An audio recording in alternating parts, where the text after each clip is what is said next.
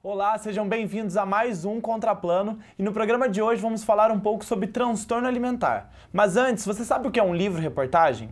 O livro-reportagem é um gênero literário e jornalístico em que o autor narra uma detalhada e extensa reportagem que não seria suportada pelas mídias convencionais do jornalismo, como jornais e revistas. A Milena Pérez, que é a minha convidada de hoje, ela fez um livro chamado Meu Corpo Merece Respeito, unindo 6 histórias de mulheres que sofreram transtornos alimentares com a visão de especialistas nesse assunto e, em paralelo a esses relatos, ela procura mostrar o papel da mídia neste tema e pretende sensibilizar cada leitor, levando informações aprofundadas sobre a bulimia e anorexia nervosa. Mi, muito obrigado, né? Você é era uma colega de faculdade, agora é uma colega de profissão. É um prazer estar aqui com você hoje. Queria saber, assim, primeiro, queria que você contasse um pouco sobre o seu projeto, por que você decidiu fazer isso. Obrigada, primeiramente, pelo convite. Estou super feliz de estar aqui para falar desse projeto. Então, eu decidi fazer um livro-reportagem. Foi para o meu trabalho de conclusão de curso da Faculdade de Jornalismo. Eu me formei esse ano. E eu resolvi falar sobre anorexia e bulimia porque é um tema que fez parte da minha vida durante muito tempo. Eu tive bulimia e hoje, né, estou recuperada disso, mas eu queria muito poder falar com as pessoas e mostrar o quanto esse tema é importante. Então, eu fiz um livro-reportagem falando dos 2 principais transtornos alimentares, que são a anorexia e a bulimia, e falo sobre as histórias de vida de pessoas que passaram por isso. Então, eu conto a história de 6 mulheres e foco no papel da sociedade. Então, como que a sociedade, seja família, mídia, amigos, como que essas pessoas, a mídia também pode ajudar na recuperação desses transtornos, na erradicação deles da sociedade. E assim, por que você decidiu fazer um livro-reportagem sobre isso? Como você apresentou muito bem no início, justamente porque eu queria aprofundar muito no tema. E uma mídia mais convencional não me daria tanto espaço. O livro-reportagem ele tem essa característica de dar voz ao entrevistado. Então, eu queria realmente dar visibilidade para esse tema e para as pessoas que passam por isso.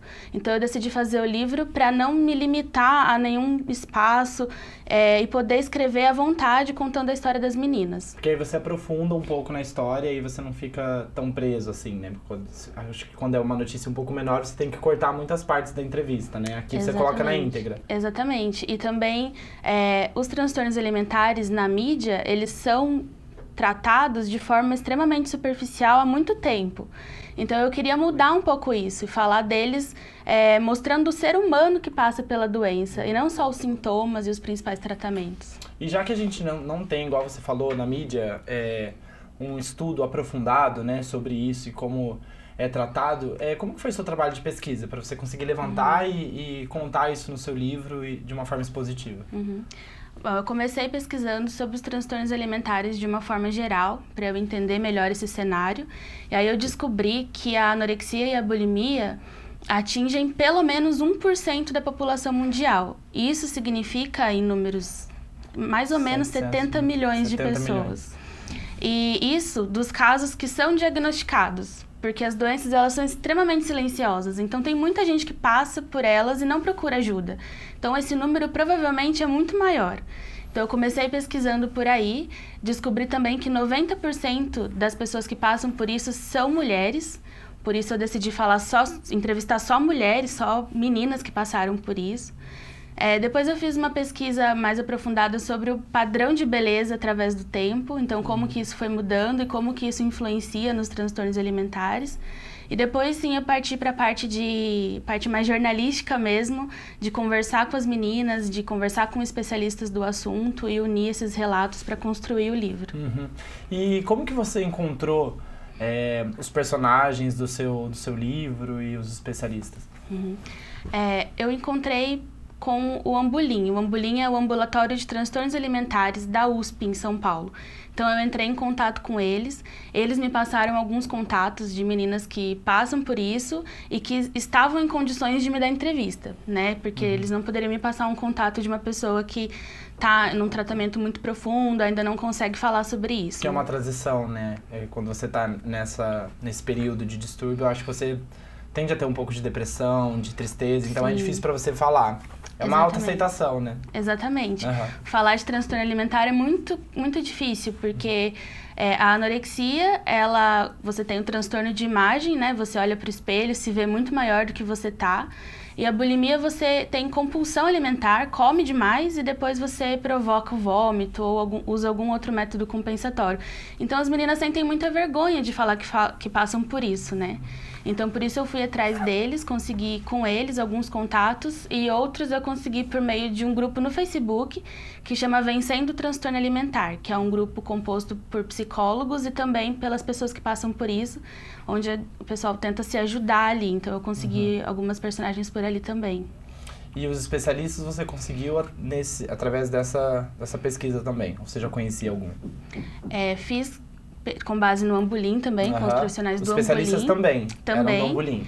Mas não todos. Eu tentei também trazer alguns profissionais aqui da região do Vale do Paraíba, até para mostrar que se tem alguém por aqui que passa por isso, tem quem possa ajudar. Então, conversei com alguns psicólogos e nutricionistas que são daqui também. E como que você descobriu que você tinha um distúrbio alimentar? Quantos anos você tinha? Eu tinha mais ou menos 9 anos quando começou. Muito cedo, né? Bem cedo. No começo era só episódios de compulsão alimentar. Sempre que eu ficava muito ansiosa, muito nervosa, muito feliz ou muito triste, tudo eu descontava na comida. E depois de um tempo, quando eu entrei na adolescência, que eu comecei a viver com as meninas e todo mundo falando de corpo, namorado, academia, e aí eu não me sentia encaixada em nenhum grupo, e foi quando a bulimia de fato começou. E eu vomitava a comida. E você falou uma coisa bem interessante, que até a gente conversou com as meninas do Não Me Defina, que é um documentário que fala sobre autoaceitação também, corporal, feminina. Essa questão do histórico da beleza, né, na mídia. Como que ela veio sendo... Não na mídia, né? Na história, né? Como ela veio sendo tratada e como que isso influencia. Tem uma data em que esses distúrbios alimentares ficaram mais altos? Eles estão mais altos agora? Ou eles eram mais altos antes? Como que tá essa estatística? Então, segundo a pesquisa que eu fiz, os transtornos alimentares existem há muito tempo. Mas depois dos anos 2000 que eles começaram a se agravar e a aparecer com mais frequência nas meninas. Porque depois dos anos 2000, antes, né, o corpo padrão era o da mulher violão. Então, a mulher que tinha peitão, bundão.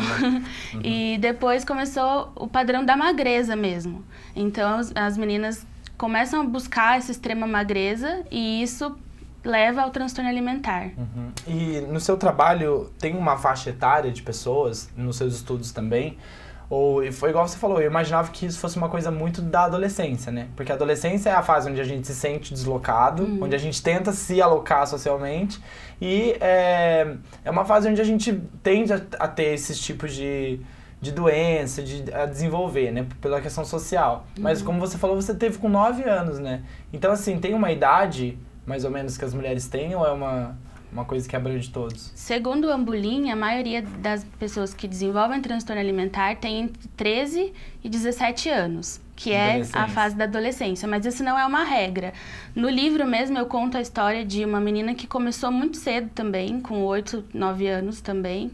Ela teve anorexia, inclusive ela faleceu aos 15 anos por conta disso.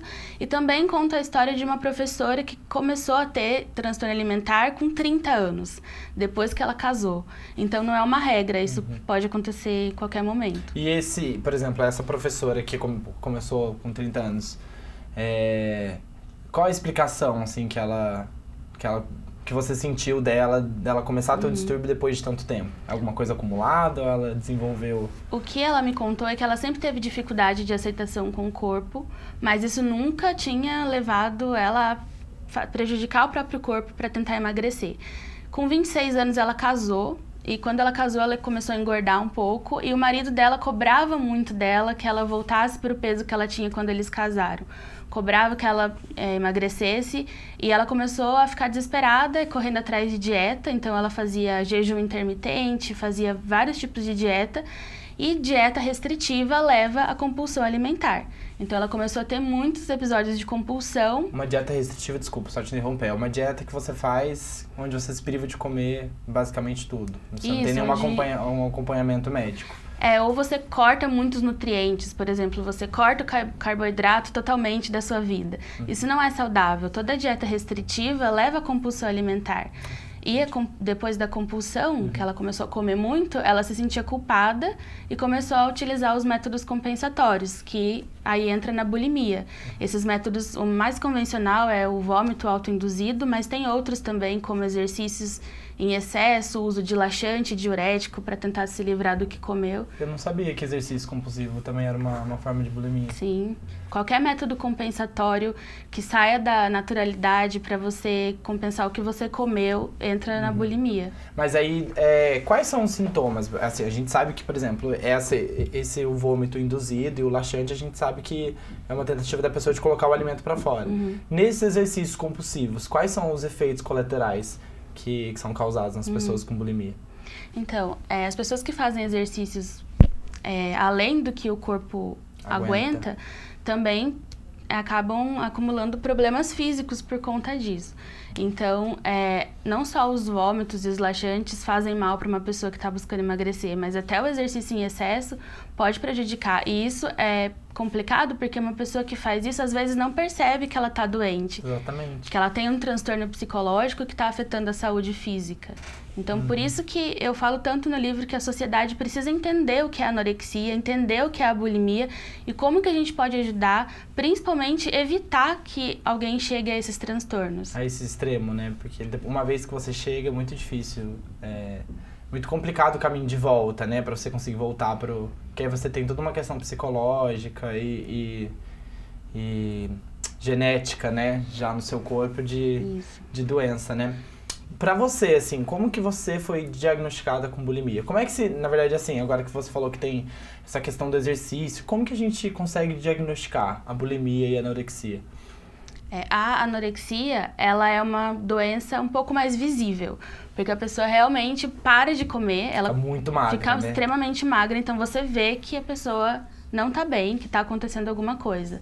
Já a bulimia, ela é mais silenciosa, porque apesar de você compensar o que você está comendo, você continua comendo, continua se alimentando até em excesso. Então a bulimia, muitas vezes, uma pessoa que tem bulimia não tem excesso de magreza, às vezes ela está até acima do peso, e aí as pessoas não percebem. Então tem alguns sinais, né, que você pode ficar de olho para tentar diagnosticar e tentar ajudar. Que o principal é a pessoa que fala o tempo inteiro sobre emagrecer. Quando ela está extremamente obcecada pela magreza, ou ela fala o tempo inteiro de comida, ou ela come e sai de perto, ou ela evita comer junto com as pessoas. Dos outros. Exatamente. Tem um sinal também que é quando fica machucado aqui na mão, porque muitas vezes quando você força o vômito, você machuca a mão, e é um sinal que a gente consegue identificar também. Algumas meninas, elas se comunicam entre elas para falar que são bulímicas e anoréxicas, então elas costumam usar muitas pulseiras no braço. Então tem alguns sinais que eu falo mais no livro que mostram uma pessoa com anorexia e bulimia. Então você aborda também essa questão de como a gente consegue identificar essas questões dentro do livro, né? Exatamente. E além de identificar, como que a gente pode evitar que uma pessoa chegue nisso? Então, por exemplo, quando você tem um amigo que você percebe que ele tem dificuldade de autoaceitação, você pode evitar vários tipos de comentários sobre, por exemplo, falar de academia, falar de dieta, falar de corpo perto dele, questioná-lo sobre o corpo.